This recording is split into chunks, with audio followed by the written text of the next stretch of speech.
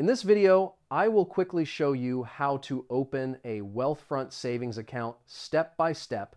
First, go to the official Wealthfront website or download the mobile app. After that, click Sign Up or Get Started to begin the registration process. Now, enter your email address and create a secure password for your account. Next, fill in your personal information such as full name, date of birth, and address. The platform may request your tax identification number to verify your identity.